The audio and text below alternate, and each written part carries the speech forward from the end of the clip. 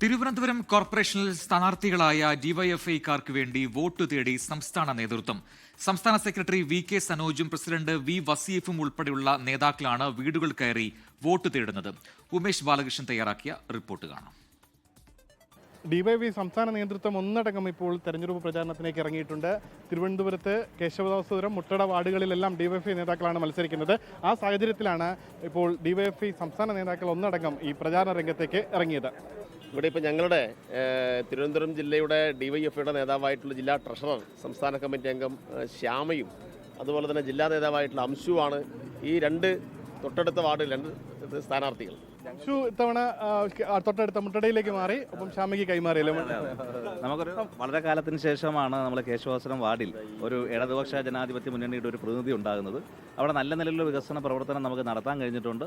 ഇപ്പോൾ ശ്യാമ സ്ഥാനാർത്ഥിയായി വന്നപ്പോൾ തന്നെ വലിയ അക്സെപ്റ്റൻസ് ആണ് അവിടെ വാർഡിൽ കിട്ടിക്കൊണ്ടിരിക്കുന്നത്. തൊട്ടടുത്ത സ്കൂളിൽ പഠിപ്പിച്ചിട്ടാണ് ഇങ്ങോട്ട് ഇറങ്ങുന്നത്. അതെ, തൊട്ടടുത്ത സ്കൂളിൽ പട്ടം ഗേൾസ് ഹയർ സെക്കൻഡറി സ്കൂളിലെ ഗസ്റ്റ് അധ്യാപികയായിട്ട് 2 വർഷക്കാലം അവിടെ ഉണ്ട്.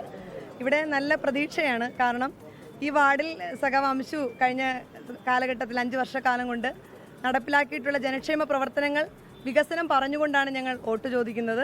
ഡിവൈഎഫ്ഐയുടെ സംസ്ഥാന സെക്രട്ടറിയും പ്രസിഡന്റും ഇവിടെ വരുന്നു എന്ന് പറയുമ്പോൾ നിങ്ങൾക്കറിയാം, സംസ്ഥാനത്തെ ഏറ്റവും പ്രധാനപ്പെട്ട ഒരു യുവജന നേതാവ് കൂടിയാണ് ശ്യാമ. അതോടൊപ്പം അംശുവിനെ ഈ നാട് മുഴുവൻ അംഗീകരിക്കുന്ന ഏറ്റവും പ്രധാനപ്പെട്ട യുവജന നേതാവാണ്.